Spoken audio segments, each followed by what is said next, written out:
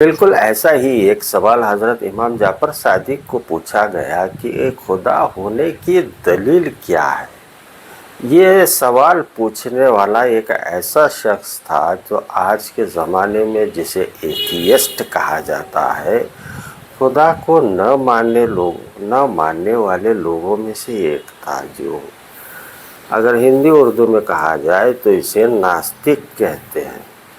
ये कुछ टाइप के होते हैं।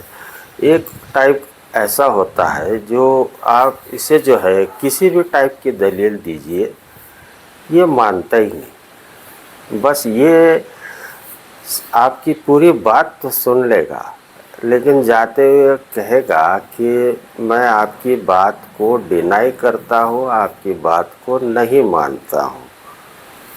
ये एक टाइप हो गया। दूसरा वो टाइप का होता है जो जिस मज़हब के अंदर पैदा हुआ, यानी वो जो जाति का है।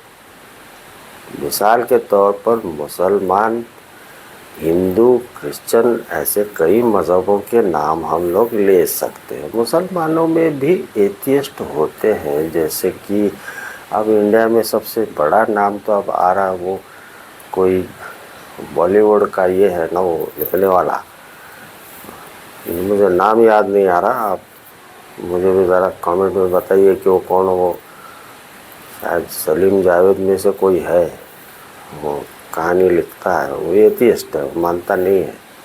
अच्छा, तो ये जिस मज़हब में पैदा होते हैं उनको अपने मज़हब की ज़्यादा जानकारी होती तो नहीं है। और यह ख़ास बात बताऊं आपको, ये एथियस्ट लोग सबसे ज़्यादा अगर स्टडी करते हैं किसी मज़हब की तो वो है इस्लाम। इस्लाम की स्टडी बड़ी बारीकी से करते हैं, कुरान अच्छी तरह से पढ़ लेते हैं, और सबसे ज़्यादा इनकी कोशिश ये होती है कि इसमें से जो है कोई ऐसी नुक्स या कोई ऐसी गलती निकालूं जिससे जो है मुसलमानों को मैं तंग करूं। इस टाइप के भी एथियस्ट होते हैं।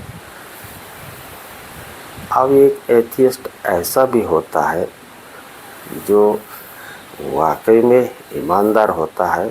कोई सबूत और दलील अगर दे दे तो इसका दिमाग इतना तेज़ होता है कि छोटी सी बात पर समझ जाता है और अपनी गलती का एहसास उसे हो जाता है। और इसी तरह के कई मिसालें, यानी अंग्रेज़ों के इलाके में वहाँ अगर आप देखेंगे जो साइंस के प्रोफेसर हैं, टीचर्स हैं, ये ज़्यादा खुदा को नहीं मानने वाले लोग हैं। इन्होंने जब ईमानदारी से कुरान को पढ़ा, समझा, उसके बाद में जो है इन लोगों ने ईमान लाया। पूरी स्टडी करने के बाद में ईमान लेकर आए। इसी टाइप का एक सवाल जो है हज़रत इमाम जाफर सादिक अलैहिस्सलाम को एक शख्स ने पूछा जो ईमानदार एथियस्ट था, होशियार था, समझदार था। उसने सवाल किया कि आपके पास खुदा के होने की कोई दलील हो तो मुझे बताइए। सही दलील है तो मैं ईमान लेकर आऊँगा, अगर आपकी दलील मुझे पसंद नहीं आई तो शायद मैं ईमान न लाऊं। हज़रत इमाम जाफर सादिक ने देखा कि सामने वाला शख्स जो है वो अच्छी खासी स्टडी करके आया हुआ है और काफ़ी समझदार है, और इसे समझाने के लिए जो है काफ़ी बड़ी दलीलें देने की ज़रूरत नहीं है। उन्होंने उसके बातचीत से अंदाज़ा लगाया। इतने में क्या हुआ कि उनके घर का एक बच्चा जो है वो हाथ में एक अंडा लेकर जा रहा था, तो आपने उस बच्चे के हाथ से अंडा लिया और उसे वो अंडा दिखाया जो सवाल पूछ रहा था। उससे कहा कि देखो, इस अंडे को गौर से देखो, ऊपर का जो इसका कवर है अंडे का वो कितना सख्त है। ऐसे बजाकर उसे दिखाया तो उसने इस बात को माना कि हाँ, सख्त तो है, सारी दुनिया जानती है। अब देखो, इसके अंदर एक कवर है जो बिल्कुल जो है एक प्लास्टिक का कवर है जो वो इतनी अच्छी तरह से काम करता है कि अंडे के अंदर का जो भी मटेरियल है उसे जो है बड़ी संभाल कर रखता है। डायफ्राम कहते हैं उसको, उस कवर को। वो कवर अंडे के ऊपर का जो छिलका होता है और अंडे के अंदर का जो मटेरियल है जो लिक्विड फॉर्म में है, उसके दोनों के कांटेक्ट का बीच में का हिस्सा है।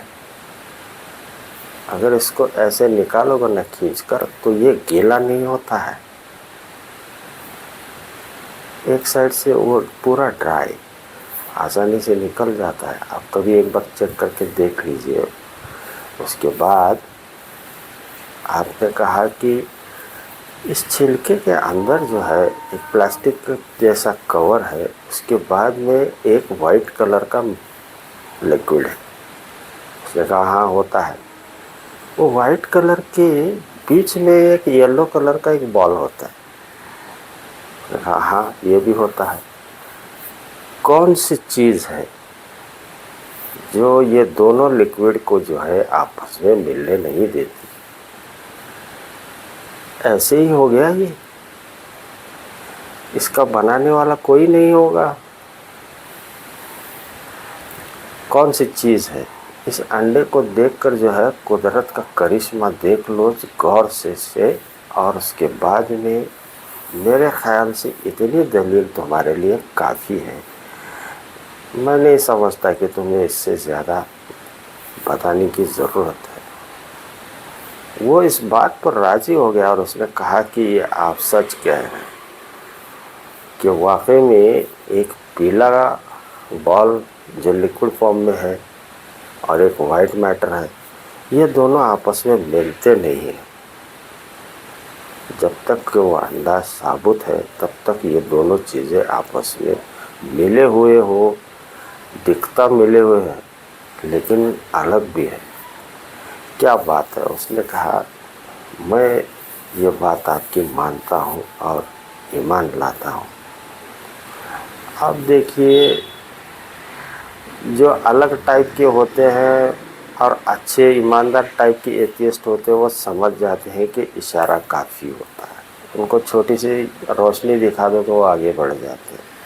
अब जो समझ कर भी जो है जानबूझकर सिर्फ ऐसी चीज़ें जो है सिर्फ तंग करने के लिए पढ़ी जाती है, अपने खुद के मज़हब का तो कोई नॉलेज इनको होता नहीं है। इनकी नॉलेज में की किताब अगर हम मुसलमान भी पढ़ते हैं और उनको उनकी गलती अगर बता दें तो ये भाग जाते हैं और ये कहकर उठते हैं कि मैं अपने मज़हब की भी किताब को नहीं मानता, आपकी भी नहीं मानता। लेकिन जो सच्चा आदमी होता है, सच्चा एथियस्ट होता है, जिसे एक रोशनी की फिक्र होती है कि कोई तो चीज़ है जो हर चीज़ के बनाने के पीछे खड़ा है, तो उसे वो रोशनी छोटी सी अगर रोशनी दिखा दी जाए ना तो वो समझ जाता है। देखिए मेरे हाथ में एक घड़ी है, ये अपने आप तो नहीं बनी होगी, ये अंगूठी है अपने आप तो नहीं बनी, इसका बनाने वाला तो कोई तो भी है, कोई कारीगर है। ये कहीं से मटेरियल लाया और उसने जो है एक अंगूठी बनाई, ये घड़ी बनाई। बनाने वाला अगर इतनी सी बात समझ में आती है तो अपने आसपास की दुनिया देख लो कि ये इतनी बड़ी दुनिया और इसका सिस्टम, मौसम, मैं अगर चीज़ें गिनाने बैठूँगा तो ये बहुत दूर तक जाएगा। समझदार को इशारा काफ़ी रहता है कि ये जो है, ये जो आपके आसपास जो चल रहा है इसके पीछे कोई तो है और उसे जो है खुदा कहते हैं और उसी को रब कहते हैं और उसी को अल्लाह कहते हैं, उसी को भगवान कहते हैं, ईश्वर कहते हैं। नाम अलग अलग है, हर मज़हब ने जो है अपने बनाने वाले का नाम अलग रखा और इस्लाम ने उसे अल्लाह नाम दिया। अल्लाह ने अपना नाम खुद इंट्रोड्यूस कराया।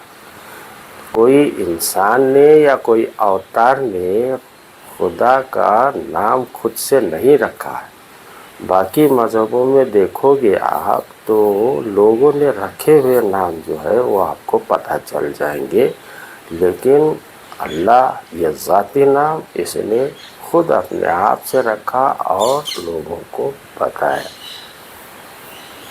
आपने मेरी बात सुनी, आप मेरे पास आए, अच्छा लगा, थोड़ी सी देर आपके साथ बातचीत हुई। आते रहिए, मूड हो तो सब्सक्राइब कर लीजिए। कुछ बातें और भी हैं जो मैं बताना चाहता हूँ, थोड़ा सा वाइड हो जाए तो अच्छा है। सब्सक्राइब के बगैर तो ये हो नहीं सकता। मिलते हैं साहब।